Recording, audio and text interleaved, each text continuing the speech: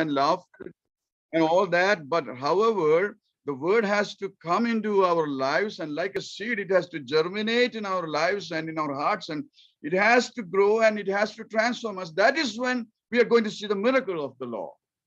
അതുകൊണ്ട് വളരെ പ്രാർത്ഥനയോടെ ഒരു കേൾവിക്കാരനേക്കാൾ അത് റിസീവ് ചെയ്യുന്ന മനസ്സോടെ ദൈവത്തിന്റെ സന്നിധിയിൽ ഇരിക്കുമ്പോൾ ഞാൻ ഉറച്ചു വിശ്വസിക്കുന്ന ഈ വചനം ഇന്ന് രാത്രിയിലേക്കുള്ളതല്ല. ഇത് നാളുകളിൽ, അടുത്ത നാളുകളിൽ നമ്മൾ ഫേസ് ചെയ്യാൻ പോകുന്ന പല കാര്യങ്ങളിലും ആ വചനം നമ്മളെ ഒത്തിരി സഹായിക്കും, ഒത്തിരി ബലപ്പെടുത്തുമെന്നുള്ള വിശ്വാസത്തോടെ നമുക്ക് വചനം കേൾവിക്കാട്ട് ഒരുങ്ങാം.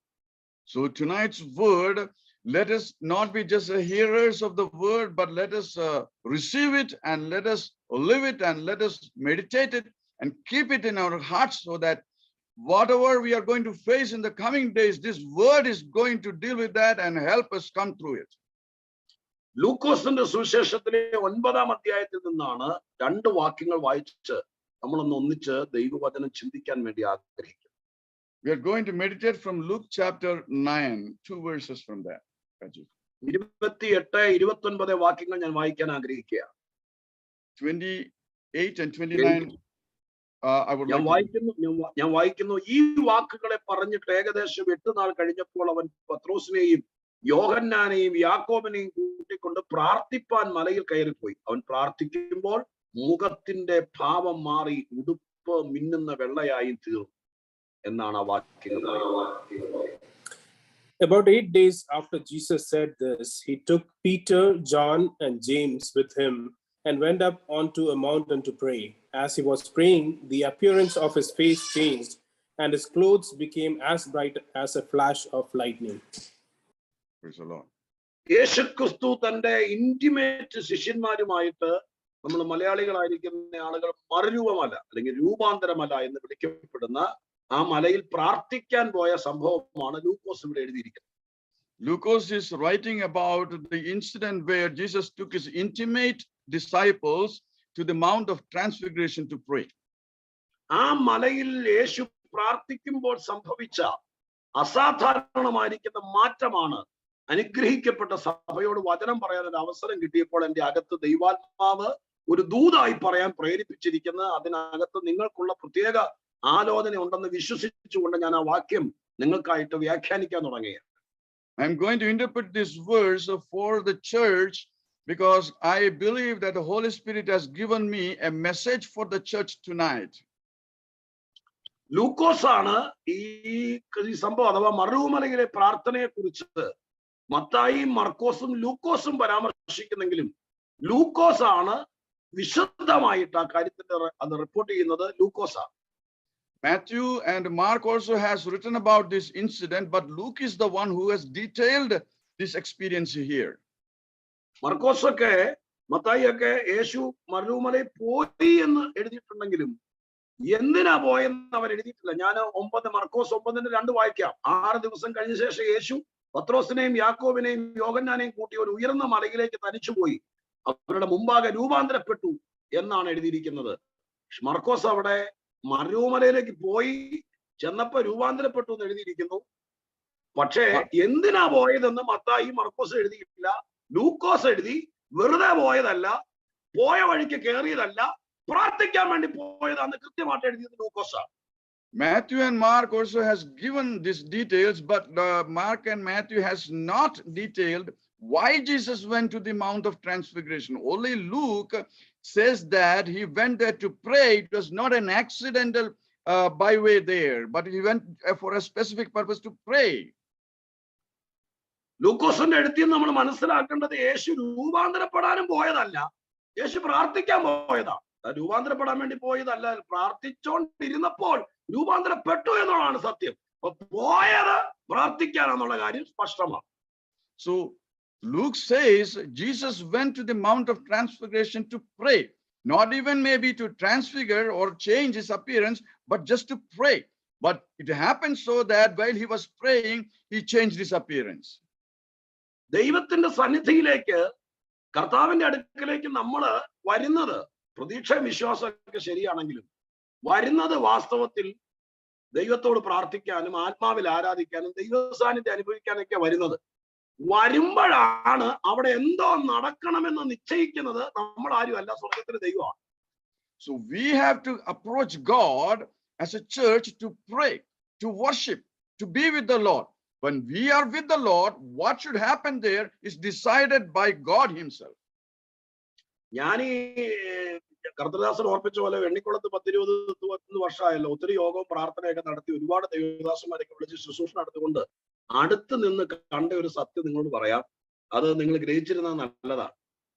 Like Pastor reminded before, it's been decades I've been in Venikulam and doing this ministry. So I've been very close with the servants of God who would minister. So I've seen something I would like to share with you.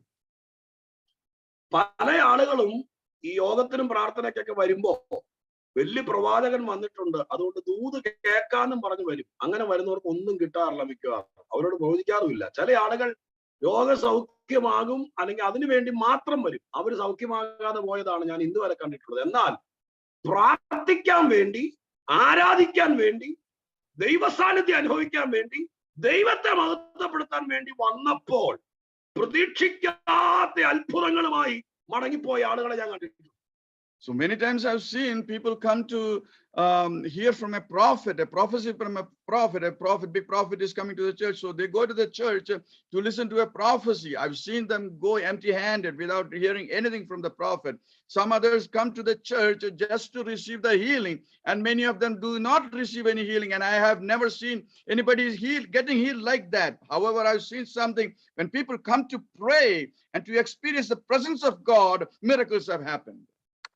ഇതിൽ നമ്മൾ മനസ്സിലാക്കേണ്ട സത്യം പറയാം, നമ്മൾ എന്തിന് ദൈവസന്നിധിയിൽ വരുന്നു, അത് ഏത് യോഗത്തിലാണെങ്കിലും, ഏത് പ്രാർത്ഥനയിലാണെങ്കിലും, ഏത് മിനിസ്റ്റർ ശുശ്രൂഷിക്കുന്ന ശുശ്രൂഷയിലാണെങ്കിലും, നമ്മൾ പറയും വിചാരിക്കുന്ന പോലെ ഏത് മിറാക്കിൾ സെന്ററിലേക്കാണെങ്കിലും നമ്മൾ പോകുന്നതിന്റെ ഉദ്ദേശം വളരെ ഗൗരവമാണ്. നമ്മൾ പോകുന്നത് വലിയ അത്ഭുതം. യേശുവിന്റെ ഐഹിക ജീവിതകാലത്ത് തന്നെ കർത്താവിന്റെ അടുക്കൽ ഒരുപാട് ആളുകൾ യഹൂദന്മാർ വന്നു അത്ഭുതം കാണാൻ വേണ്ടി. അവരൊന്നും കണ്ടില്ല. എന്നാൽ ഒട്ടും പ്രതീക്ഷിക്കാതെ വന്ന പല ആളുകളും അത്ഭുതവുമായി മടങ്ങിപ്പോയി. എന്നോട് ദൈവാത്മാവ് പറയുന്നു, നമ്മൾ ദൈവമക്കളാണ്, നമ്മൾ കർത്താവിനെ അറിഞ്ഞവരാണ്, പ്രാർത്ഥിക്കേണ്ടവരാണ്, ആരാധിക്കേണ്ടവരാണ്, ദൈവത്തെ മഹത്വപ്പെടുത്തേണ്ടവരാണ്. അതിനു വേണ്ടി വരുമ്പോൾ നമ്മുടെ മനസ്സറിഞ്ഞ് പ്രവർത്തിപ്പാൻ ദൈവം വിശ്വസ്തനാണെന്ന് പറയാൻ പരിശുദ്ധാത്മാവ് എന്നെ പ്രേരിപ്പിക്കുന്നു. So Holy Spirit of God is forcing me to say this to you. Why are we coming to the church? If we are coming to the church to be with God, to enjoy his presence, to pray to God, to worship the Lord, then we shall see his miracles.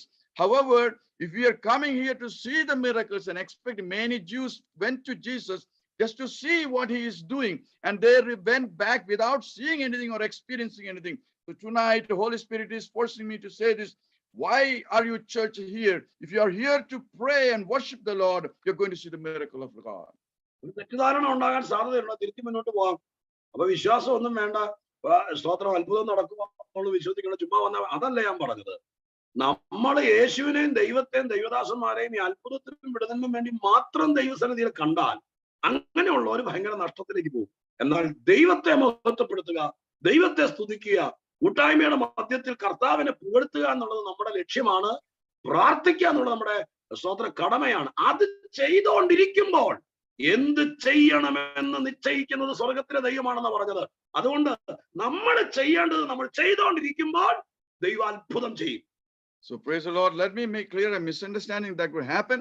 I'm not saying that we don't have to have the faith, that we don't need any expectation from the Lord. That's not what I'm saying. Why are we here? What is our intention? If we are only here to receive a miracle or see a miracle or a prayer request, then that is what I'm speaking of.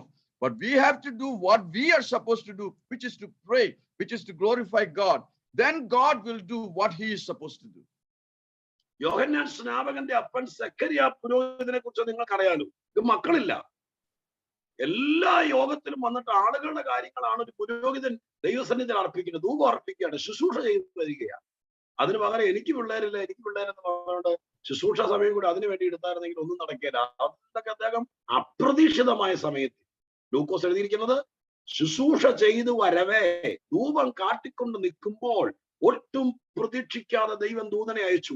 നമ്മളെ ഏൽപ്പിച്ചത് പാടാനാണെങ്കിൽ, നമ്മളെ ഏൽപ്പിച്ചത് പ്രസംഗിക്കാനാണെങ്കിൽ, നമ്മളെ ഏൽപ്പിച്ചത് ധൂപം കാട്ടാനാണെങ്കിൽ, നമ്മളെ ഏൽപ്പിച്ചത് മാറിയിരുന്ന് പ്രാർത്ഥിക്കാനാണെങ്കിൽ, നമ്മളെ ഏൽപ്പിച്ചത് ദൈവസഭയുടെ കാര്യങ്ങൾ നിർവഹിക്കാനാണെങ്കിൽ, അത് ചെയ്തുകൊണ്ടിരിക്കുമ്പോൾ ദൈവത്തിനറിയാം നിന്റെ ജീവിതത്തിന്റെ വിടുതലുകൾ സംഭവിക്കണമെന്ന്.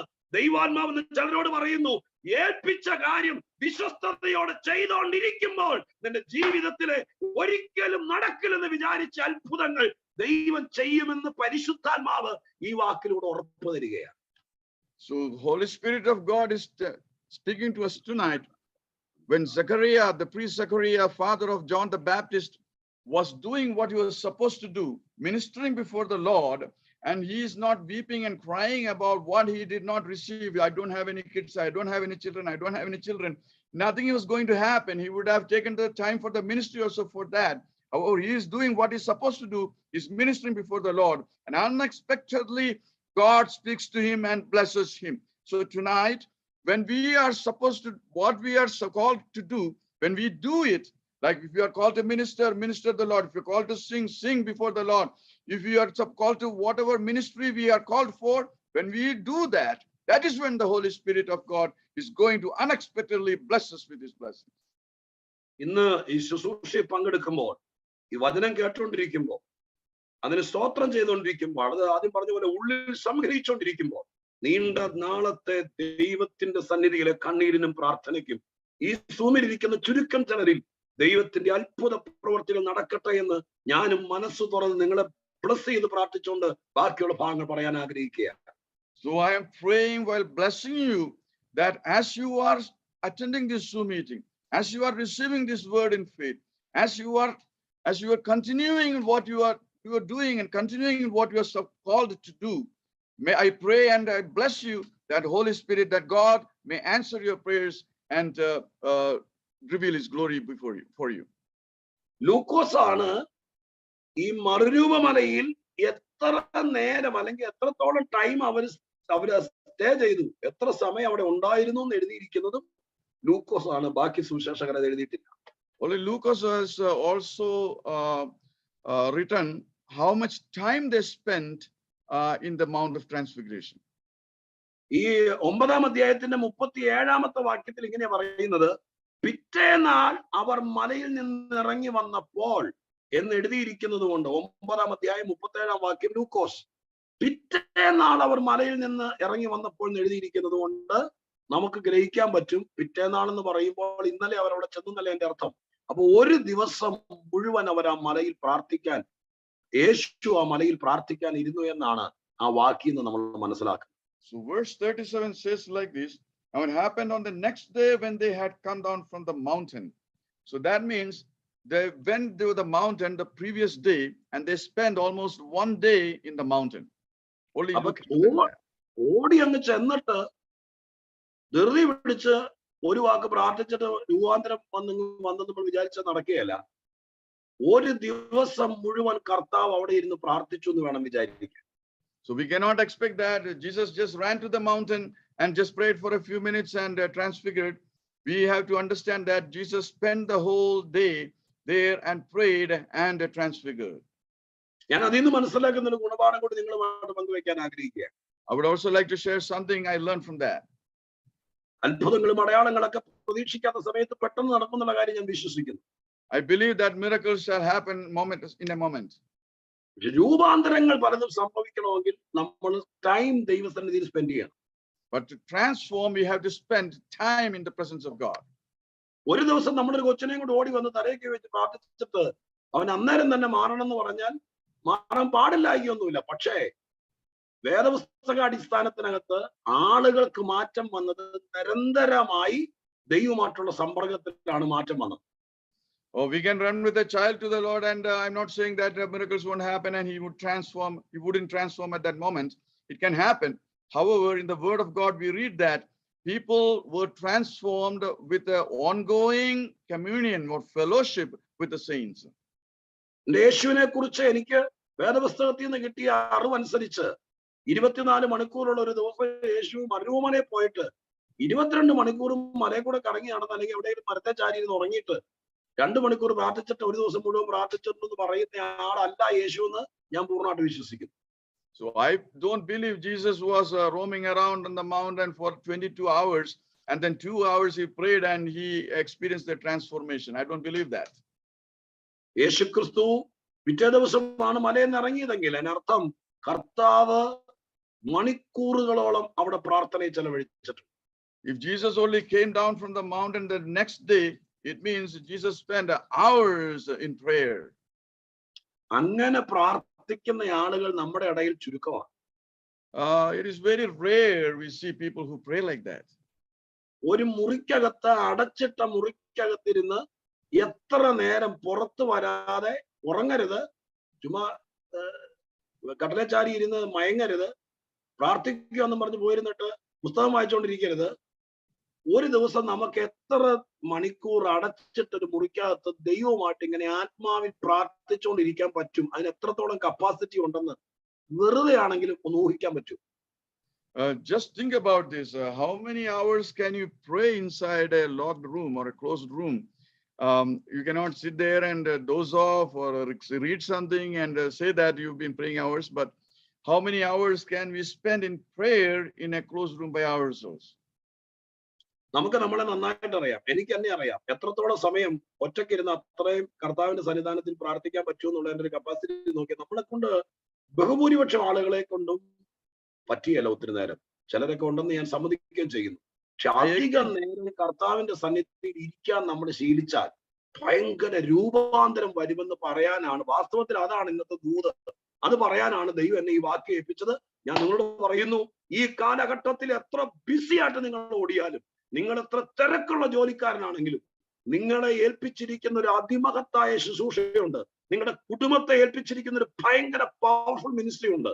അത് പുറത്തു വരണമെങ്കിൽ ചെയ്യാനുള്ള ഏറ്റവും വലിയ കാര്യം, നിങ്ങൾ ഏതെങ്കിലും പ്രത്യേക സമയം മൊബൈൽ ഓഫ് ചെയ്ത് ബാക്കിയുള്ള ലോകവുമായിട്ടുള്ള എല്ലാ സമ്പർക്കവും കട്ട് ചെയ്ത് നിങ്ങൾ ദൈവത്തിന്റെ സന്നിധിയിൽ ഇരിക്കുമ്പോൾ ഒരു അസാധാരണ മനുഷ്യനായി, അസാധാരണ രൂപാന്തരപ്പെട്ടയാളായി, ഒരു അസാധാരണ മിനിസ്റ്ററായി, ഒരു അസാധാരണ ദൈവവൈതലായി ദൈവം നമ്മളെ ചിലരെ പുറത്തു കൊണ്ടുവരുമെന്ന് ആത്മാവ് നിങ്ങൾക്കുള്ള ദൂത് ഞാൻ ഈ പുസ്തകത്തിന് മുമ്പിൽ ഇത് ഒരുക്കുമ്പോൾ എന്നോട് പറഞ്ഞു. ഞാൻ അതുപോലെ ഈ സുനിരിക്കുന്നവരോട് പറയുകയാണ്, ഒരാളോടല്ല, ഇത് കേൾക്കാൻ ഭാഗ്യം ലഭിച്ച എല്ലാവരും കേൾക്കണം. ഭയങ്കര മാറ്റങ്ങളുടെ ദിവസം മുമ്പിലുണ്ടെന്ന് ഓർത്തോളൂ. Praise the Lord. So today I have to give you one message, and the message is about transformation. And only if we spend hours in the presence of God, just cut off everything like a mobile, cell phones, about all contact with the outside world, and if we spend time with the Lord, and that is where transformation happens. And tonight's message is about transformation. And if you spend time, Holy Spirit of God gave me this message that many or some of this who are attending this Zoom, Holy Spirit is going to transform you into a new person, into an extraordinary person, and bring you out before the world. ഞാൻ നിങ്ങളെ ഈ വാക്യത്തിലേക്ക് തന്നെ എത്തും. എന്നാൽ അതിനേക്കാൾ മുമ്പ് ഒരു സന്ദേശമായി പറയുകയാൽ കുറച്ചുകൂടെ ആ ഭാഗത്തെ ഈ യേശുക്രിസ്തുവിന്റെ പ്രാർത്ഥനയെ കുറച്ചുകൂടെ നന്നായി നിങ്ങളുടെ മുമ്പിൽ കൊണ്ടുവരാൻ വേണ്ടി ആഗ്രഹിക്കുകയാണ്. I will come back to this verse again, but however, I would like to speak on Jesus' prayer for you. ലൂക്കോസിന്റെ സുവിശേഷത്തിനകത്ത് യേശുക്രിസ്തുവിന്റെ പ്രധാനപ്പെട്ട 7 പ്രാർത്ഥനകളെ കുറിച്ച് എഴുതിയിട്ടുണ്ട്. Luke has written about main prayers, 7 prayers of Jesus Christ. അതിനർത്ഥം യേശുക്രിസ്തു തന്റെ ഭൂമിയിലെ ജീവിതകാലത്ത് ആകപ്പാടെ 7 പ്രാർത്ഥനയെ പ്രാർത്ഥിച്ചുള്ളൂ എന്നല്ല. അതിനർത്ഥം യേശു പ്രാർത്ഥിച്ച അതിപ്രധാനമായ 7 പ്രാർത്ഥനകൾ ലൂക്കോസ് എഴുതിയിട്ടുണ്ടെന്നാണ് പറഞ്ഞത്. It doesn't mean that Jesus only prayed 7 times in all of his life, but it means that he prayed 7 times for important 7 times. ആ 7 പ്രധാനപ്പെട്ട പ്രാർത്ഥനകൾ നമ്മളൊന്ന് അറിഞ്ഞിരിക്കുന്നത്, ആ പ്രാർത്ഥനയുടെ പ്രാധാന്യത ഒന്ന് മനസ്സിലാക്കിയിരിക്കുന്നത് നല്ലതാണ്. ഞാൻ 7 എണ്ണം പെട്ടെന്നൊന്ന് പറയാം. So let me fast tell you all those 7 prayers, because it is necessary that we understand that. നിങ്ങൾ എഴുതിയെടുക്കണമെങ്കിൽ എഴുതിയെടുക്കാൻ, നോട്ട് ചെയ്യണമെങ്കിൽ നോട്ട് ചെയ്യുക. റെക്കോർഡ് ചെയ്യുന്ന മെസ്സേജ് ആണ്, പിന്നെ കേട്ടാലും കുഴപ്പമില്ല. പക്ഷെ അത് നിങ്ങൾ ഗ്രഹിച്ചിരിക്കുന്നത് നല്ല കാര്യമാണ് ഞാൻ ഓർപ്പിക്കുന്നത്.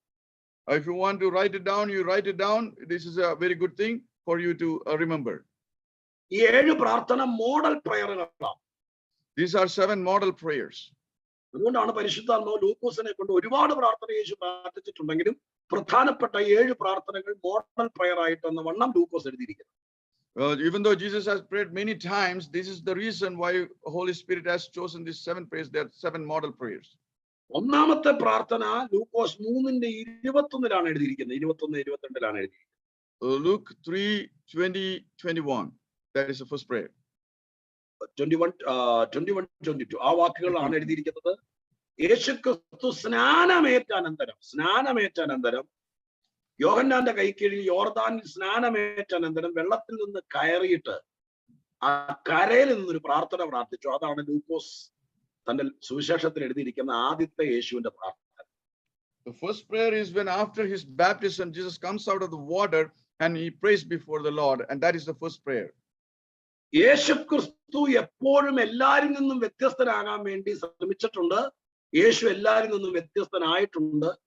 കൊച്ചു കാര്യത്തിൽ പോലും യേശു ആ വ്യത്യസ്തത വെളിപ്പെടുത്തിയിട്ടുണ്ട്. Jesus was unique when you compare Jesus with others. He was always unique, and even with the small matters he was very unique, and that has been put in the Bible. യേശുക്രിസ്തുവിനെ follow ചെയ്യുകയും കർത്താവിനെ മാതൃകയാക്കി ചെയ്യുന്ന ആളുകൾ അതൊന്ന് ഗ്രഹിക്കുന്നത് നല്ലതാണ്. എല്ലാരും ചെയ്യുന്ന പോലെ അതുപോലെ ചെയ്യുകയല്ല.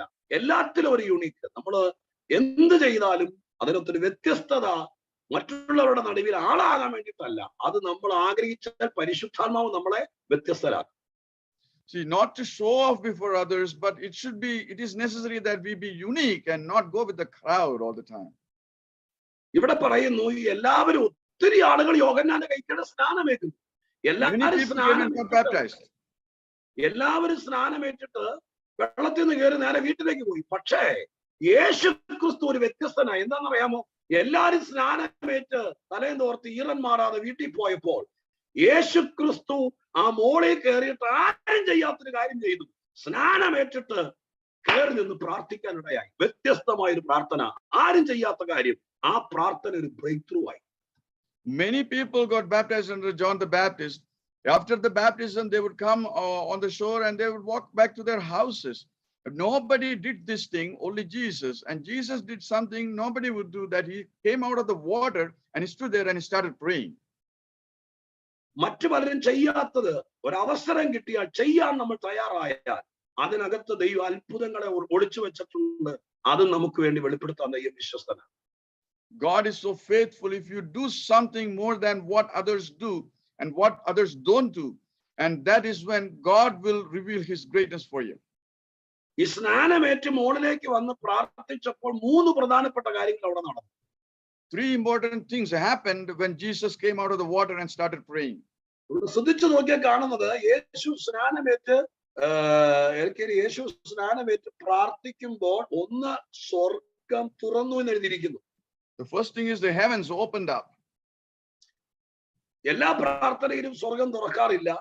സ്വർഗം അങ്ങനെ എപ്പോഴും തുറന്നു കിടക്കുന്ന ഒരു സ്ഥലമല്ല. അങ്ങനെയാണെങ്കിൽ തുറന്നു എന്ന് എഴുതേണ്ട കാര്യമില്ല. ചില പ്രാർത്ഥനയിൽ സ്വർഗം തുറക്കും. Heaven is not a place that is always open. That if that was the case, they didn't have to say that heavens opened up. So heaven is not such a place, but some prayers shall open the heavens. അതിനെ മറ്റൊരു രീതി പറയാം, പ്രാർത്ഥന സ്വർഗം തുറപ്പിക്കുന്നതാണ് എന്ന് പറഞ്ഞ തെറ്റിൽ ഞാൻ വിചാരിക്കുന്നു. നമ്മുടെ പ്രാർത്ഥന സ്തോത്രം ഏറ്റവും പ്രധാനപ്പെട്ടത് നമ്മുടെ മുമ്പിൽ അടഞ്ഞ വഴികളോ നമ്മുടെ മുമ്പിൽ അടഞ്ഞ രാജ്യങ്ങളോ ഇതിനേക്കാളൊക്കെ അപ്പുറമാണ്. ഒരു ഭക്തന്റെ പ്രാർത്ഥന സ്വർഗം തുറപ്പിക്കുമെന്നുള്ളത്. സ്വർഗം തുറക്കുന്ന പ്രാർത്ഥനകൾ നമ്മളിൽ നിന്നുണ്ടാവണം. So when we pray, let us pray the prayers that will open up heaven. No, we pray for opening doors or opening of nations, but more than anything else, let us pray for that. Oh, heavens shall open before us. ചിലരുടെ തലയ്ക്ക് മീതെ സ്വർഗം തുറന്നിട്ടുണ്ട് വേദപുസ്തകത്തിൽ. ഒരുപാട് പേരുടെ ജീവിതത്തിലോ ഒരുപാട് പേരുടെ ശുശ്രൂഷയിലോ സ്വർഗം തുറന്നിട്ടില്ല. ചിലരുടെ പ്രാർത്ഥനയിൽ, ചിലരുടെ ശുശ്രൂഷയിൽ, ചിലരുടെ ആ കൂടാരത്തിന്റെ മുകളിൽ അവർ ഇരുന്ന സ്ഥലത്തിന്റെ മീതെ സ്വർഗം തുറന്നിട്ടുണ്ട്. ഞാൻ നിങ്ങളെ ഓർപ്പിക്കുന്നു, സ്വർഗം തുറക്കുന്നവരായി തീരാൻ നമ്മളെ കൊണ്ട് കഴിയും. അതിന് മനസ്സുവെക്കണം. So let us pray the prayers that would open up heaven. Sometimes in the Bible we read, very rarely, for some prayers heaven has opened up, not for every prayer. So let us pray those prayers that will open heaven. നമ്മളെ വെളിപ്പാട് പുസ്തകത്തിൽ യോഹന്നാന്റെ കാര്യം അറിയാം. 4-ാം അധ്യായത്തിന്റെ 1-ാം വാക്യത്തിൽ അവിടെ കടന്ന് ചെന്ന് കഴിയുമ്പോൾ ഞാൻ വിചാരിക്കുന്നത് യോഹന്നാൻ അങ്ങ് തളർന്ന് മനസ്സ് തകർന്ന ഒരു മൂലെ കടന്നപ്പോഴല്ല, പത്മോസിൽ ചെന്ന് ഒറ്റക്കിരുന്ന് പ്രാർത്ഥിക്കുമ്പോഴായിരിക്കാം സ്വർഗത്തിൽ വാതിൽ തുറന്നത്. വെറുതെ ഇരിക്കുന്നവർക്ക് വേണ്ടി വാതിൽ തുറക്കില്ല. പ്രാർത്ഥനാ യോഗത്തിൽ പങ്കെടുക്കുന്നവർക്ക് വേണ്ടി വാതിൽ തുറക്കില്ല. പ്രാർത്ഥന ഒരു താക്കോലാണ്. എന്തിന്റെ താക്കോല്? സ്വർഗം തുറക്കുന്ന താക്കോൽ. യേശു ക്രിസ്തുവിന്റെ പ്രാർത്ഥന ഒരു മാതൃകയാക്കുന്നെങ്കിൽ നമ്മുടെ മനസ്സിൽ കാണണം, എന്റെ പ്രാർത്ഥനയിൽ സ്വർഗം തുറക്കണം എന്ന് വിചാരിച്ച് അങ്ങനെ മനസ്സിൽ പ്രാർത്ഥിച്ചുകൊണ്ട് സ്തോത്രം പ്രാർത്ഥിച്ചാൽ സ്വർഗം തുറക്കാൻ വിശ്വസ്തനാണ് ദൈവം. In Revelation chapter 4 verse 1 we read, when John was praying, the heaven opened up. I don't believe John was lying down depressed there, but I believe that when John was praying, that's when the heaven opened up for him. Heaven shall open up for our prayers, and let us pray the way that with our prayers heaven will open up. നമ്മുടെ ജീവിതത്തിലെ സ്വർഗം തുറന്ന സ്വർഗത്തിന്റെ കീഴെ പ്രാർത്ഥിക്കുമ്പോൾ സ്വർഗം തുറക്കും. അതിനുശേഷം വേണം മിനിസ്ട്രി ചെയ്യാൻ, അതിനുശേഷം വേണം ജീവിക്കാൻ, അതിനുശേഷം വേണം പ്രസംഗിക്കാൻ, അതിനുശേഷം വേണം മറ്റുള്ളവർക്ക് വേണ്ടി പ്രാർത്ഥിക്കാൻ. ആദ്യത്തെ ഒരു കാര്യം ഞാൻ മനസ്സുകൊണ്ട് ഈ വാക്യങ്ങളൊക്കെ പഠിച്ച കാലത്ത് ആഗ്രഹിച്ചിട്ടുണ്ട്, കർത്താവേ ഒരു പുൾപിറ്റിലേക്ക് കയറി നിന്ന് ദൈവത്തിന്റെ വചനം പ്രസംഗിക്കാൻ അവസരം തരുമ്പോൾ, ചർച്ചിൽ സഭായോഗം പ്രാർത്ഥിച്ചാരംഭിക്കുമ്പോൾ, അപ്പോൾ ഞങ്ങൾ പ്രാർത്ഥിച്ചു തുടങ്ങുന്ന സമയത്ത് ഞങ്ങളുടെ തലയ്ക്ക് മീതെ സ്വർഗം തുറക്കണം. തുറന്ന സ്വർഗത്തിന്റെ കീഴെ ശുശ്രൂഷിച്ചാൽ ഭയങ്കര വിടുതലായിരിക്കും. അടഞ്ഞു കിടക്കുന്ന സ്വർഗത്തിന്റെ കീഴെ അല്ല നമ്മൾ ജീവിക്കേണ്ടത്, അടഞ്ഞു കിടക്കുന്ന സ്വർഗത്തിന്റെ കീഴെ അല്ല നമ്മൾ ശുശ്രൂഷിക്കേണ്ടത്. നമ്മൾ പ്രാർത്ഥിച്ച് സ്വർഗം തുറന്നാൽ തുറന്ന സ്വർഗത്തിന്റെ കീഴെ ഭയങ്കര വിടുതലുകളും സൗഖ്യവും ദൈവപ്രവൃത്തി നടക്കുന്നുള്ള കാര്യം ഉറപ്പാണ്.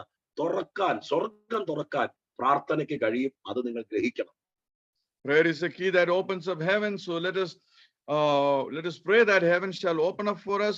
First we should pray and heaven should open up, and then only we should start ministry. Then only we should start preaching. Then only we should start anything. So when we do ministry under open heavens, that would be the blessing. We are not supposed to minister under closed heavens, but only under open heavens.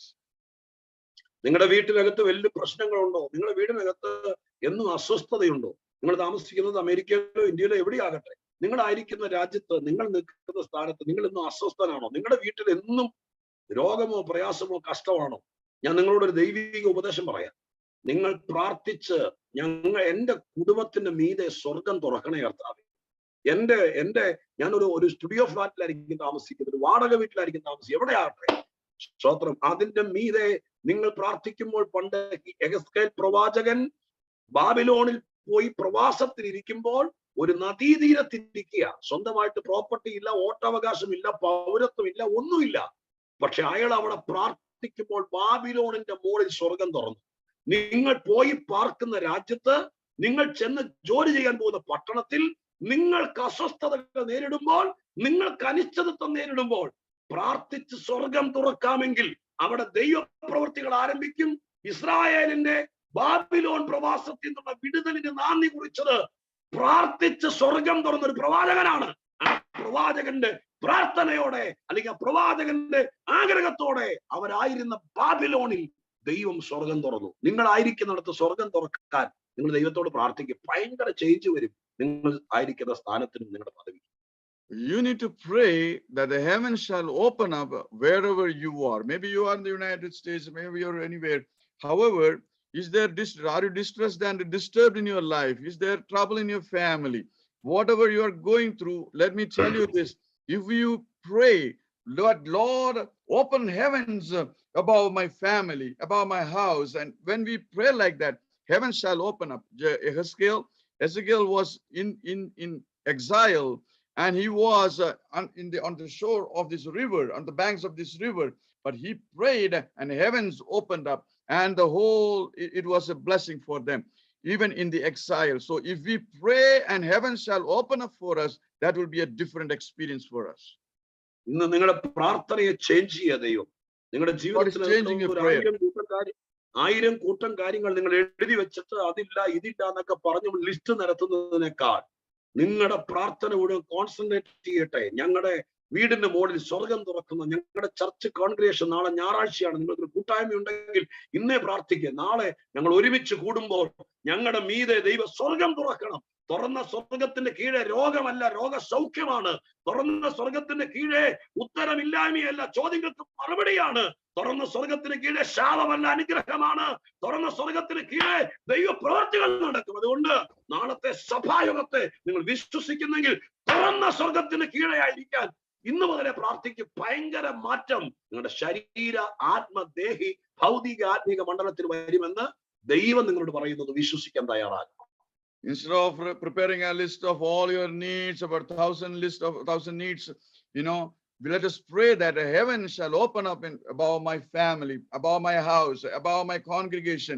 And tomorrow, if you are going to service on Sunday, let us pray, start praying right now, that heaven shall open up above us, above the congregation. And it will be a great blessing and deliverance for each one of us. Heaven shall open up heaven. It is not like we will go with the disease or illness. God will heal illnesses and diseases, and God will answer all the questions. We will not come back empty-handed if we worship under open heaven. യേശുക്രിസ്തു സ്നാനമേറ്റനന്തരം പ്രാർത്ഥിച്ച പ്രാർത്ഥനയുടെ രണ്ടാമത്തെ പ്രത്യേകത പറയാൻ ആഗ്രഹിക്കുകയാണ്. രണ്ടാമത്തെ പ്രത്യേകത അവിടെ എഴുതിയിരിക്കുന്നു, അവൻ സ്നാനമേറ്റനന്തരം പ്രാർത്ഥിക്കുമ്പോൾ പരിശുദ്ധാത്മാവ് ഇറങ്ങി വന്നു. And the second thing that is written in Luke chapter 3 is Holy Spirit came down. പ്രാർത്ഥിച്ചുകൊണ്ടിരിക്കുമ്പോൾ ആത്മാവ് ഇറങ്ങി വരുന്ന ഒരു അനുഭവം ഉണ്ടായാൽ നമ്മൾ ടോട്ടലി ചേഞ്ച് ആവും. If the Holy Spirit comes down while we are praying, we will be completely changed. പരിശുദ്ധാത്മാവ് പ്രാർത്ഥനയിൽ വാസ്തവത്തിൽ ഇടപെടുന്നത്, പ്രാർത്ഥനയിൽ വാസ്തവത്തിൽ മൂവ് ചെയ്യുന്നത് ദൈവാത്മാവാണ്. ദൈവാത്മാവ് മൂവ് ചെയ്തിരിക്കണം പ്രാർത്ഥനയിൽ. അങ്ങനെയാണ് പ്രാർത്ഥന എന്ന വിഷയത്തെ പഠിക്കുമ്പോൾ മനസ്സിലാക്കാൻ പറ്റുന്നത്. When we learn about prayer, we know that it is the Holy Spirit that moves the prayer. He is the one who moves the prayer. നമ്മുടെ പ്രാർത്ഥനയിൽ ആത്മാവ് ഇറങ്ങണം. In our prayer, Holy Spirit should come. സഭയുടെ ഒന്നാമത്തെ ഒരു പ്രാർത്ഥനയെ കുറിച്ച് സ്തോത്രം നമ്മൾ കാണുന്ന ഒന്നാമത്തെ പ്രാർത്ഥന വെച്ചാൽ 120 പേര് ഒരുമിച്ച് കൂടി വന്നിരുന്ന സംഭവം 2-ാം അധ്യായത്തിനകത്തുണ്ട്. അത് കഴിഞ്ഞ് അവർ പുറത്തേക്ക് ഇറങ്ങി തിരിച്ച് 4-ാം അധ്യായത്തിൽ വീണ്ടും അവർ മാളികമുറി കയറുക.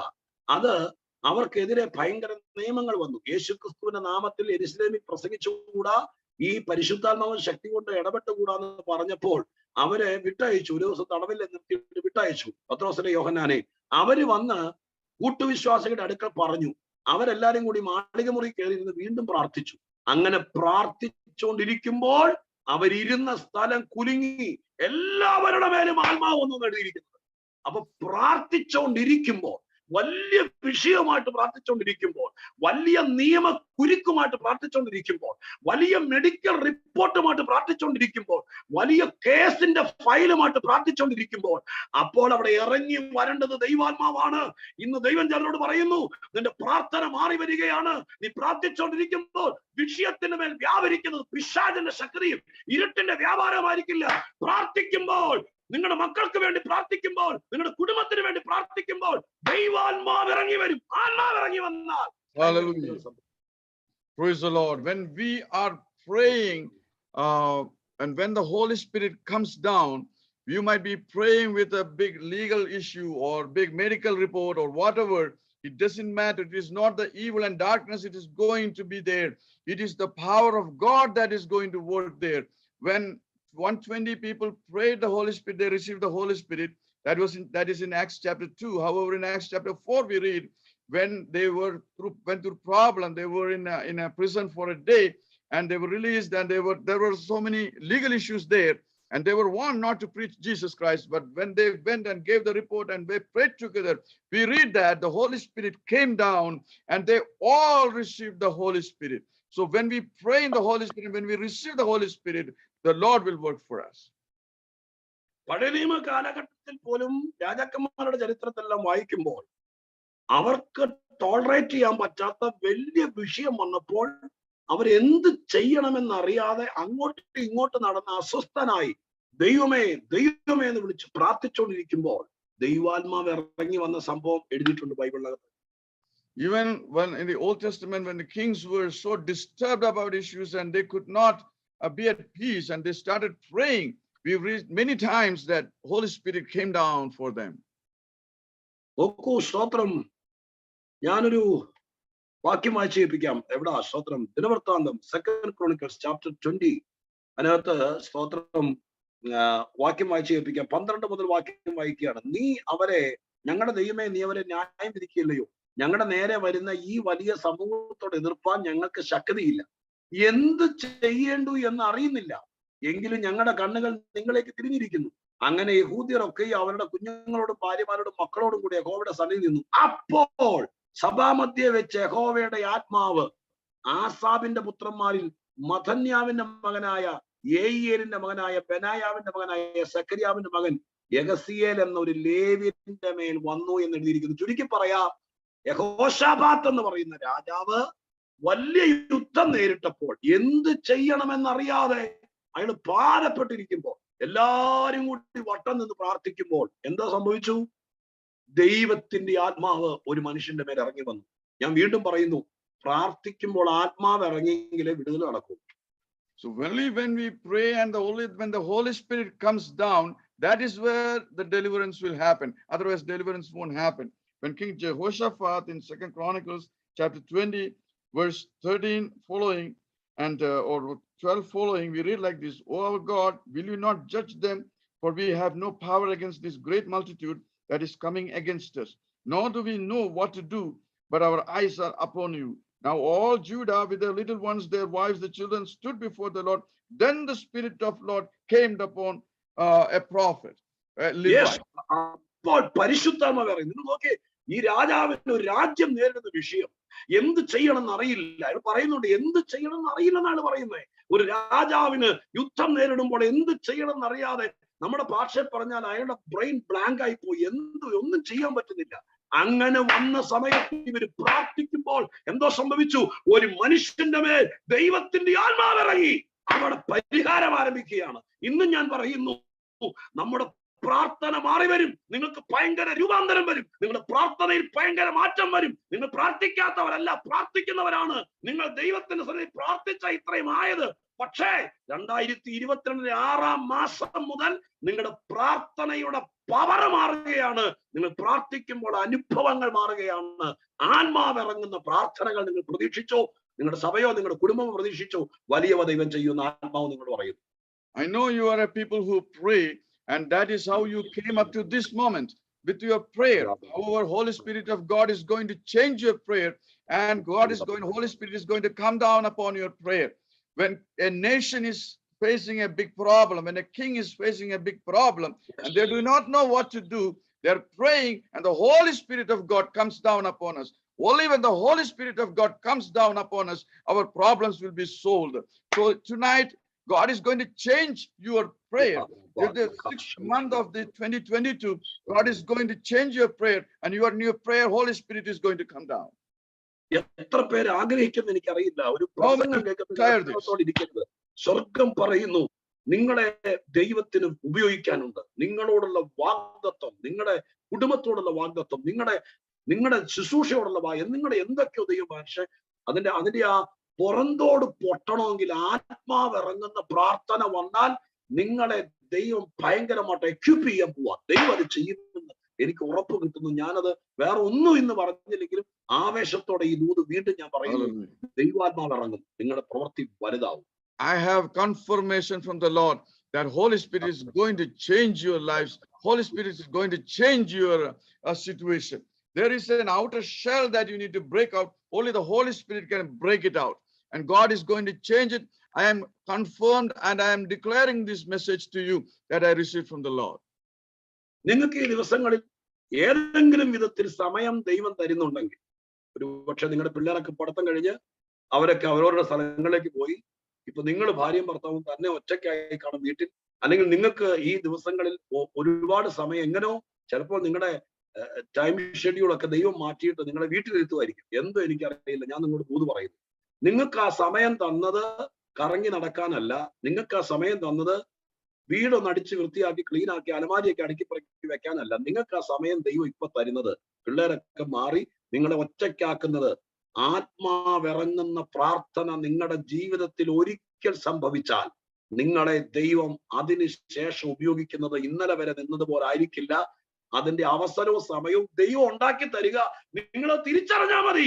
നിങ്ങൾക്ക് ഈ ദിവസങ്ങളിൽ ജോലിക്ക് പോകാൻ പറ്റാതെ വീട്ടിലിരുത്തുന്നുണ്ടെങ്കിൽ ഓർത്തോളം ദൈവത്തിന്റെ ഉദ്ദേശം നടക്കാനാണ്. നിങ്ങളെ തനിച്ചാക്കിയെങ്കിൽ ഓർത്തോളണം, ദൈവത്തിന്റെ ഉദ്ദേശം നടക്കാനാണ്.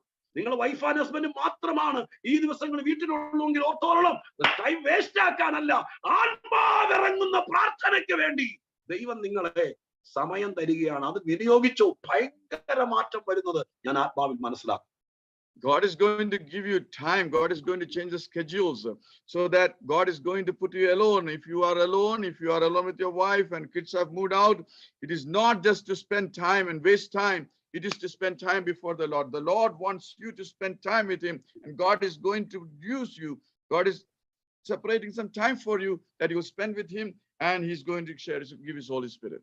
ഇതുപോലത്തെ സംഭവങ്ങൾ നമ്മളത് ശ്രദ്ധിക്കപ്പെടാത്ത, ഞാനിപ്പോ യഹോശാഫാത്തിന്റെ സംഭവമൊക്കെ നമ്മൾ വാസ്തവത്തിൽ പരിഹാരം വന്നത് എന്തുകൊണ്ട്? പ്രാർത്ഥിച്ചു എന്നുള്ള സത്യമാണ്. അയാള് പഞ്ഞിനൂലങ്കിയും ധരിച്ചുകൊണ്ട് യഹോവ നല്ലവനാന്ന് പറഞ്ഞ് നടന്നു. പക്ഷെ അവിടെ വിടുതൽ വന്ന എവിടെന്നറിയാമോ? ഒരു മനുഷ്യന്റെ മേൽ ദൈവാത്മാവ് വന്നു. അവിടെ മുതലാണ് ദൂത് വെളിപ്പെട്ടത്, അവിടെ മുതലാണ് ധൈര്യം വെളിപ്പെട്ടത്, അവിടെ മുതലാണ് ദൈവപ്രവൃത്തി വെളിപ്പെട്ടത്. അപ്പൊ ആത്മാവ് ഇറങ്ങാതെ കാര്യങ്ങൾക്ക് നമ്മൾ 120 ദിവസം പ്രാർത്ഥിച്ചാലും ദിവസത്തിൽ 8 മണിക്കൂർ പ്രാർത്ഥിച്ചാലും ആത്മാവ് ഇറങ്ങുന്നില്ലെങ്കിൽ ഇതിങ്ങനെ നീണ്ടു പോകും. ആത്മാവ് ഇറങ്ങിയ ദിവസം കാര്യങ്ങൾക്ക് മാറ്റം വന്നു.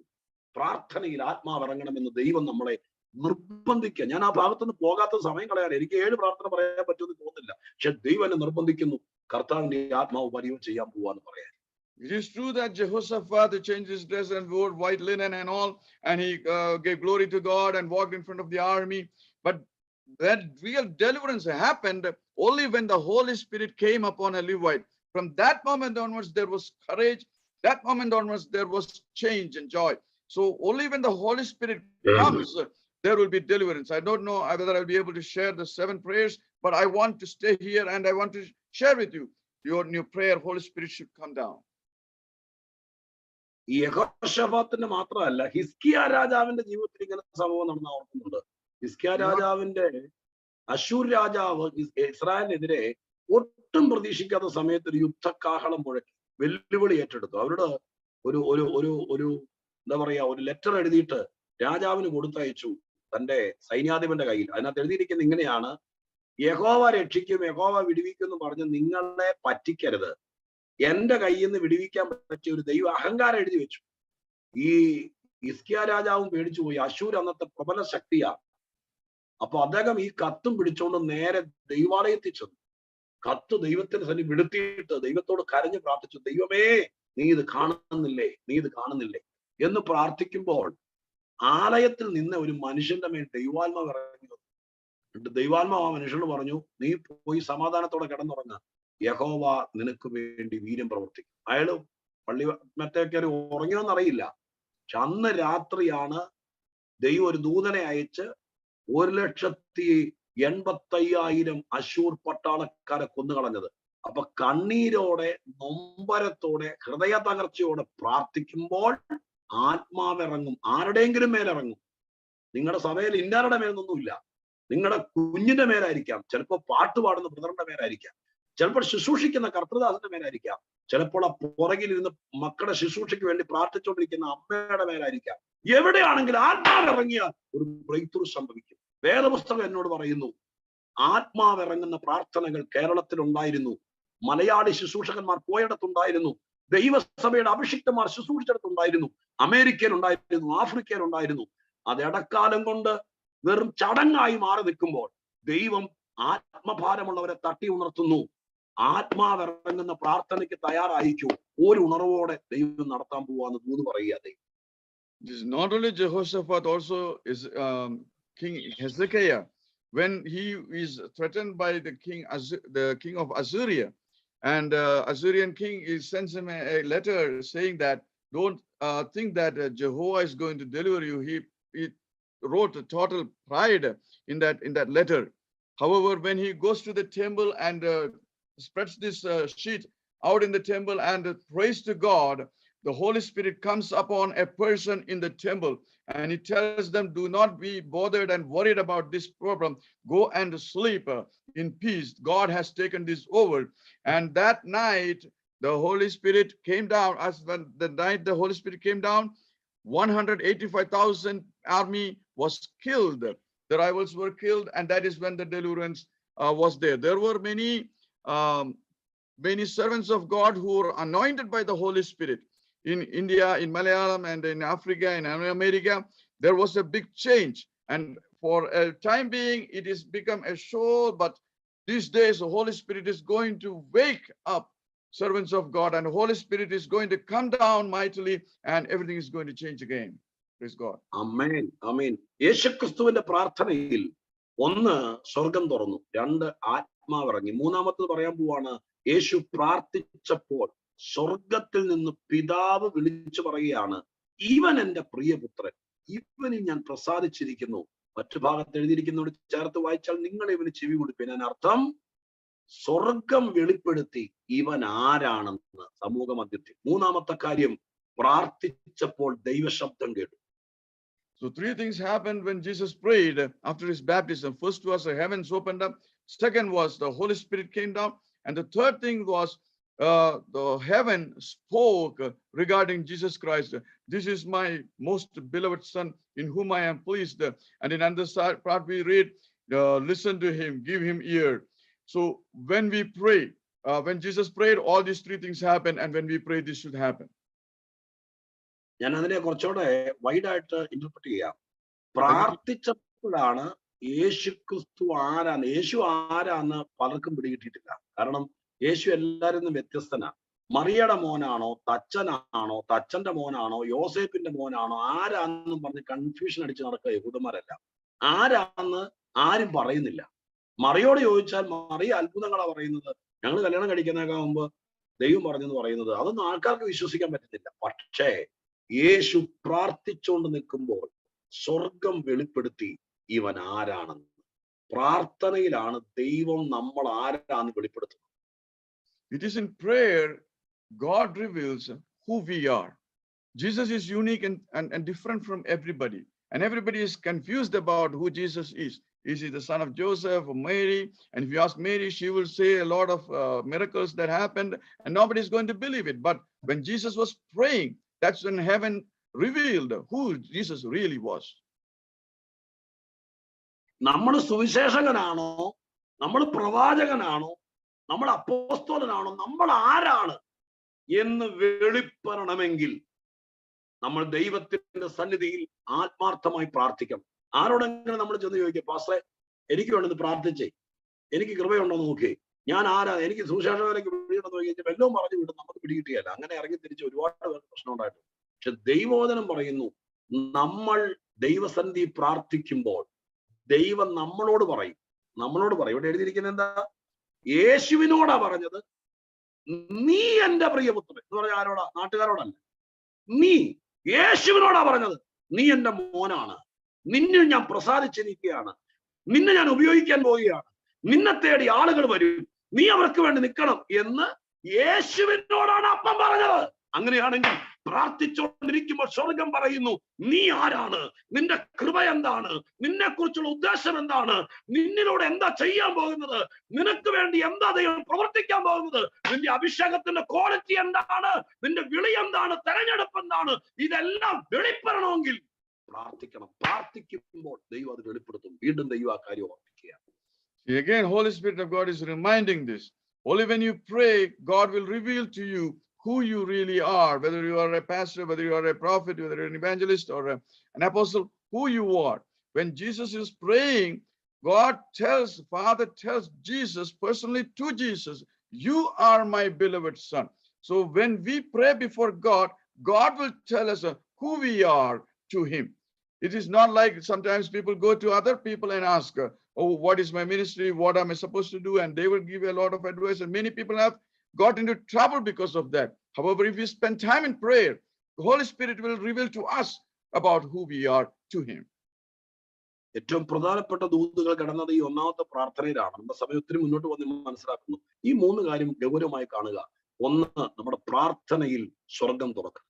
രണ്ട്, നമ്മുടെ പ്രാർത്ഥനയിൽ ആത്മാവ് ഇറങ്ങണം. മൂന്ന്, നമ്മുടെ പ്രാർത്ഥനയിൽ നാം ആരാന്ന് വെളിപ്പെടണം. നിങ്ങളൊരു രോഗിക്ക് വേണ്ടി എപ്പോഴും ഇങ്ങനെ ദൈവം വിളിച്ചു പറഞ്ഞുകൊണ്ടിരിക്കുകയല്ല. നമ്മൾ രോഗിക്ക് വേണ്ടി പ്രാർത്ഥിക്കുമ്പോൾ അവൻ സൗഖ്യമാകുമ്പോൾ മറ്റുള്ളവർക്ക് മനസ്സിലാവും നമ്മൾ ആരാ, ദൈവത്തിന്റെ ദാസനാണ്. നിങ്ങൾ ഡിവോഴ്സിന് വേണ്ടി ഒരുങ്ങിയിരിക്കുന്ന ഒരു കപ്പിൾസ്, അവരെ നിങ്ങൾ വിളിച്ച് നിങ്ങളുടെ വീട്ടിൽ കൊണ്ടു. നിങ്ങൾ പറയാണ് നിങ്ങൾ ഡിവോഴ്സ് ചെയ്യരുത്, നിങ്ങൾ ജീവിക്കണം. അവര് പറഞ്ഞു നോ രക്ഷ, ഒരു രക്ഷയില്ല, നീ ഇയാൾ ഉപദേശിക്കണ്ട. പറഞ്ഞിട്ട് കേട്ടില്ല. നിങ്ങൾ പറയുകയാണ് ഓക്കെ ഞാൻ നിങ്ങൾക്ക് വേണ്ടി പ്രാർത്ഥിച്ചു വിടാം. പ്രാർത്ഥിച്ചുകൊണ്ടിരിക്കുമ്പോൾ ആത്മാവിറങ്ങിയാൽ അവരുടെ മനസ്സിനെ തമ്മിൽ അകറ്റൂന്നല്ല, അടുപ്പിക്കും. അപ്പോൾ അവർക്ക് മനസ്സിലാകും നിങ്ങളുടെയിൽ സ്പ്ലിറ്റ് ആക്കുന്ന ഒരു ആത്മാവല്ല അല്ല ഉള്ളത്, നിങ്ങളെയിൽ ജോയിൻ ചെയ്യിപ്പിക്കുന്ന, അകറ്റിക്കളയുന്ന അല്ല, കൂട്ടിച്ചേർക്കുന്ന ഒരു ആത്മാവുണ്ടെന്ന്. നിങ്ങളുടെ അകത്തുള്ള ശുശ്രൂഷ, നിങ്ങളുടെ അകത്തുള്ള ദൈവകൃപ, നിങ്ങളുടെ അകത്തുള്ള സ്നേഹം, നിങ്ങളെക്കുറിച്ചുള്ള ദൈവത്തിന്റെ ഉദ്ദേശം, അത് നമ്മൾ പ്രാർത്ഥിക്കുമ്പോൾ വെളിപ്പെടും. നിങ്ങളുടെ മക്കൾക്ക് വേണ്ടി പ്രാർത്ഥിക്കുമ്പോൾ മക്കൾക്ക് മനസ്സിലാകും ഡാഡി ഒരു സാധാരണ മനുഷ്യനല്ല, മമ്മി ഒരു സാധാരണ മനുഷ്യനല്ല എന്ന്. നിങ്ങളുടെ മക്കൾക്ക് വേണ്ടി ആരെ കൊണ്ടെങ്കിലും പ്രാർത്ഥിപ്പിക്കാതെ നിങ്ങൾ അവർക്ക് വേണ്ടി പ്രാർത്ഥിക്കുക. അപ്പോൾ ദൈവം അവരുടെ മുമ്പിൽ ബോധ്യപ്പെടുത്തും, ഡാഡി പ്രാർത്ഥിച്ചത് കൊണ്ടാണ് ഈ കൊല്ലം ഞാൻ ജയിച്ചത്, മമ്മി പ്രാർത്ഥിച്ചത് കൊണ്ടാണ് എനിക്ക് ആ ക്ഷേത്രം എൻട്രൻസ് കടക്കാൻ പറ്റിയത് എന്നല്ല അവർക്ക് ബോധ്യപ്പെടുമ്പോൾ ദൈവം അത് ബോധ്യപ്പെടുത്തിക്കോളും, ദൈവം അത് തെളിയിച്ചോളും. പക്ഷെ നമ്മൾ അതിനു വേണ്ടി വളരെ പ്ലാൻഡ് ആയിരിക്കണം. എന്നോട് ദൈവം പറയുന്നു, നിങ്ങളുടെ മക്കളുടെ മുമ്പിൽ, നിങ്ങളുടെ മാതാപിതാക്കളുടെ മുമ്പിൽ, നിങ്ങളുടെ സഹോദരങ്ങളുടെ മുമ്പിൽ, നിങ്ങളെ ഇന്നലകളിൽ അപമാനിച്ചവരുടെ മുമ്പിൽ നിങ്ങൾ ആരാന്ന് പ്രാർത്ഥനയിലൂടെ വെളിപ്പെടുന്ന ദിവസങ്ങൾ നിങ്ങളുടെ മുമ്പിലുണ്ട്. അതിനുവേണ്ടി ഒരുങ്ങാൻ പരിശുദ്ധാത്മാവ് നിങ്ങളെ ഓർപ്പിക്കുക. In our prayers, all these three things should happen. Heaven should open up. We need to be, the Holy Spirit of God should come, and we need to be affirmed by the voice of God. Hallelujah. When you pray for a sick person, and when God heals him or that person, that is when everybody will know that you are a servant of God. When a couple who is at the verge of divorce comes and you try to counsel them and now they are not agreeing with you, you are telling them, I will pray for you and send you out. And while you are praying, they will come closer, they will get closer, their hearts will get closer, not wide apart. So they will know that the spirit that is inside of you is a spirit that brings a unity. So let us pray that the Lord will work for us and the Holy Spirit will do his work. യേശുക്രിസ്തുവിന്റെ രണ്ടാമത്തെ പ്രാർത്ഥന ലൂക്കോസ് എഴുതിയിരിക്കുന്നത് ലൂക്കോസ് 5:16 5:16 പറയുന്നത്, യേശു ഒരു കുഷ്ഠരോഗിയെ സൗഖ്യമാക്കിയ അനന്തരം ആളുകളെല്ലാം യേശുവിന്റെ അടുക്കിലേക്ക് വരാൻ തുടങ്ങിയപ്പോൾ യേശു തനിച്ചു പോയിരുന്ന് പ്രാർത്ഥിക്കുന്നതാണ്. നിർജ്ജല പ്രദേശത്ത് പോയിരുന്ന് പ്രാർത്ഥിക്കുന്ന വാക്യമാണ് എഴുതിയിരിക്കുന്നത്. 5:16 ലൂക്കോസിൽ എഴുതിയിട്ടുണ്ട്. Luke 5:16, we read about Jesus healing a leper, and then he goes to a wilderness away from everyone and he starts praying. ഞാൻ അതിനൊന്നും വിശദീകരിക്കുന്നില്ല, കാരണം വിശദീകരിക്കാൻ നിന്ന് നമുക്ക് സമയം കിട്ടിയല്ലോ. ഒരു 7 ദിവസം ഇങ്ങനെ ഓരോ പ്രാർത്ഥന എക്സ്പ്ലെയിൻ ചെയ്താൽ ഓരോന്നിനകത്ത് ഓരോ ദൂതുണ്ടാവും. ഞാൻ അവിടെ കിടക്കുന്നില്ല. മൂന്നാമത്തെ പ്രാർത്ഥന ലൂക്കോസിന്റെ സുവിശേഷം 6-ാം അധ്യായം 12-ാം വാക്യത്തിലാണ്. അവിടെ 12 അപ്പോസ്തലന്മാരെ തെരഞ്ഞെടുക്കുന്നതിനേക്കാൾ മുമ്പ് ഒരു രാത്രി മുഴുവൻ മലയിൽ പോയിരുന്ന് പ്രാർത്ഥിച്ചതിനെ കുറിച്ച് സ്തോത്രം എഴുതിയിരിക്കുന്നത് കാണാൻ കഴിയും. The third prayer is Luke chapter 6 verse 12. Before choosing his apostles, he spent the whole night in prayer. ലൂക്കോസ് 9:18 5 അപ്പം കൊണ്ട് 5000 പേരെ പോഷിപ്പിച്ച അനന്തരം യേശുക്രിസ്തു തനിച്ചു പ്രാർത്ഥിച്ചുകൊണ്ടിരിക്കുന്നതിനെ കുറിച്ച് കാണാൻ കഴിയുന്നത്. അവിടെ വെച്ചാണ് പത്രോസ് പറഞ്ഞത്, നീ സാക്ഷാൽ ദൈവത്തിന്റെ പുത്രനായ ക്രിസ്തു എന്ന്. അപ്പോ യേശുവിന്റെ നാലാമത്തെ പ്രാർത്ഥന 9:18 5 കൊണ്ട് 5000 പേരെ പോഷിപ്പിച്ച അനന്തരമുള്ള പ്രാർത്ഥനയാണ്. So Luke chapter 9 verse 18 is where the fourth prayer happens. After feeding the 5,000, Jesus goes and spends time in praying, and that's where Peter comes and tells him that you are the Son of God. യേശുക്രിസ്തുവിന്റെ 5ാമത്തെ പ്രാർത്ഥനയാണ് നമ്മൾ കുറിവാക്യമായി വായിച്ചത്. 9:28 മറുരൂപമറിയുടെ പ്രാർത്ഥന 5ാമത്തെ പ്രാർത്ഥനയാണ് ലൂക്കോസ് എഴുതിയിരിക്കുന്നത്. The fifth prayer is what we read as our verse, like Luke chapter 9 verse 21. ലൂക്കോസ് എഴുതിയിരിക്കുന്ന 6ാമത്തെ പ്രാർത്ഥന ലൂക്കോസ് 11:1 ആ പ്രാർത്ഥനയാണ്. ആ പ്രാർത്ഥന കഴിഞ്ഞപ്പോഴാണ് ശിഷ്യന്മാർക്ക് പ്രാർത്ഥന പഠിക്കണമെന്ന് തോന്നിയത്. അപ്പൊ യേശുവിന്റെ പ്രാർത്ഥന കഴിഞ്ഞപ്പോൾ മറ്റുള്ളവർക്ക് തോന്നി അതുപോലെ പ്രാർത്ഥിക്കണം. അപ്പോ 11:1 6ാമത്തെ പ്രാർത്ഥന. The sixth prayer is given in chapter 11 verse 1. As he was praying in a certain place, the disciples also wanted to pray like him. That is the place, that is the sixth prayer. യേശുക്രിസ്തുവിന്റെ 7ാമത്തെ പ്രാർത്ഥന ലൂക്കോസ് എഴുതിയിരിക്കുന്നത് ഗെത്സമനയിലെ പ്രാർത്ഥനയാണ്. 22:44 യേശുവിന്റെ 7ാമത്തെ പ്രാർത്ഥനയായി ലൂക്കോസ് എഴുതിയത് ഗെത്സമന തോട്ടത്തിലെ പ്രാർത്ഥനയാണ്. Chapter 22, verse 44 is the 7th prayer when he is praying in the Garden of Gethsemane. ഈ 7 പ്രാർത്ഥനകളിൽ ഒത്തിരി പറയാനുണ്ട്. ഇനി ഞാൻ ആ 9:28 വാക്യം കൂടി 28 വാക്യത്തിൽ പറഞ്ഞിട്ട് ഞാൻ എന്റെ വാക്കുകൾ ഉപസംഹരിക്കാൻ വേണ്ടി ആഗ്രഹിക്കുക. സമയം തീരുന്നത് കൊണ്ട് കർത്താവിന്റെ സന്നിധാനത്തിൽ ഈ 7ാമത്തെ പ്രാർത്ഥന ഗെത്സമനയിലെ പ്രാർത്ഥന 22:44 അത്രയും കാര്യങ്ങൾ എഴുതി വെച്ചിട്ട് ഞാൻ ഈ മറുരൂമലയിലെ പ്രാർത്ഥനയെ കുറിച്ച് ഒരു വാക്കോടെ പറഞ്ഞ് നിങ്ങൾക്ക് വേണ്ടി പ്രാർത്ഥിച്ച് അവസാനിപ്പിക്കാം. I'm going to come back to the prayer at the Mount of Transfiguration, and I would like to conclude my message because the rest of it will take too much time. നമ്മള് ആദ്യം നമ്മൾ പറഞ്ഞു ഒരു ദിവസത്തെ പ്രാർത്ഥനയാണ് മരുമലയിൽ പോയിരുന്ന് പ്രാർത്ഥിച്ചത്. ആ പ്രാർത്ഥന പ്രാർത്ഥിച്ചു തുടങ്ങി പ്രാർത്ഥിച്ച് ജാഗരിച്ചിരിക്കുമ്പോൾ പെട്ടെന്ന് ആ മലയിൽ ഭയങ്കര പ്രകാശം മിന്നാൻ തുടങ്ങി. ആ മല മുഴുവൻ പ്രകാശപൂരിതമായി കണ്ടു. ശിഷ്യന്മാർ ഉറങ്ങുമായിരുന്നു. അവരാ വെളിച്ചം കൊണ്ടായിരിക്കും എഴുന്നേറ്റത്. എന്താണെങ്കിലും അവർ എഴുന്നേൽക്കുമ്പോൾ ഭയങ്കര വെട്ടം കൊണ്ട് ആ മല നിറഞ്ഞിരിക്കുന്നു. See, Jesus, I already told you, Jesus spent one day in that prayer, and I was praying for hours. And while he was praying, suddenly the situation changed. The whole mountain was now lit by, there was a big light, and maybe the disciples were sleeping and they woke up and they see all this light, and maybe the light woke them up. അവിടെ എഴുതിയിരിക്കുന്നവൻ പ്രാർത്ഥിക്കുമ്പോൾ മുഖത്തിന്റെ ഭാവം മാറി എന്ന് എഴുതിയിരിക്കുന്നു. It is written, when he prayed, the appearance of his face was altered. മുഖം എന്നത് വേദപുസ്തക ഭാഷയിൽ ഇത് അക്ഷരികമായിരിക്കാം എങ്കിൽ പോലും മുഖം എന്നത് വേദപുസ്തക ഭാഷയിൽ ആളത്വത്തിന്റെ പൂർണ്ണതയെ കാണിക്കുന്നതാണ്. അപ്പൊ ശരിക്കും പ്രാർത്ഥിച്ചപ്പോൾ മുഖം മാറി എന്ന് പറഞ്ഞാൽ മൊത്തത്തിൽ യേശു അങ്ങ് തിളങ്ങാൻ തുടങ്ങി. The face reveals the fullness of the personality of a person. So when Jesus was praying, his face was altered. ഞാൻ അങ്ങനെ പറഞ്ഞപ്പോൾ വാക്യമുണ്ട്, നമ്മൾ അതിർത്തി വായിക്കുന്നുണ്ട്, ഉത്തമഗീതത്തിൽ വായിക്കുന്നു, പാറയുടെ പിളർപ്പിലും കടുന്തൂക്കിന്റെ മറവിലും ഇരിക്കുന്ന എന്റെ പ്രാവേ നിന്റെ മുഖം ഒന്ന് കാണട്ടെ എന്ന് പറഞ്ഞാൽ മുഖം മാത്രം കാണണമെന്നല്ല, ആ വ്യക്തിത്വമാണ് മുഖം എന്ന് പറയുന്നത്. ദൈവത്തെ കുറിച്ച് വായിക്കുന്നിടത്ത് പറയുന്നു, ഇന്ന് നമ്മൾ വിശ്വാസത്തോടെ ആരാധിക്കുന്നു, അന്ന് അവന്റെ മുഖം കണ്ട് ആരാധിക്കും എന്ന് പറഞ്ഞതിന്റെ അർത്ഥം ദൈവത്തെ മുഴുവനായി കാണും. അപ്പൊ മുഖം എന്ന് പറയുന്നത് ആളത്വമാണ്. യാക്കോബ് യോസേപ്പിന്റെ അടുക്കൽ ചെന്നപ്പോൾ പറഞ്ഞു, മോനെ നിന്റെ മുഖം കാണുമെന്ന് ഞാൻ വിചാരിച്ചതല്ല. എന്റെ അർത്ഥം എന്താ? മുഖം മാത്രം കാണുന്നല്ല, ആളത്വം കാണാൻ ദൈവം അനുവദിച്ചു. അപ്പോ സ്തോത്രം, മുഖം എന്ന് ഉദ്ദേശിച്ചത് മൊത്തത്തിൽ ആളത്വത്തെയാണ് ഉദ്ദേശിച്ചത്. There is verse for what I said. Face represents the whole person or the whole personality. When in the Song of Songs, the singer says like this, "Oh my dove, who is in the split rock, come out, let me see your face."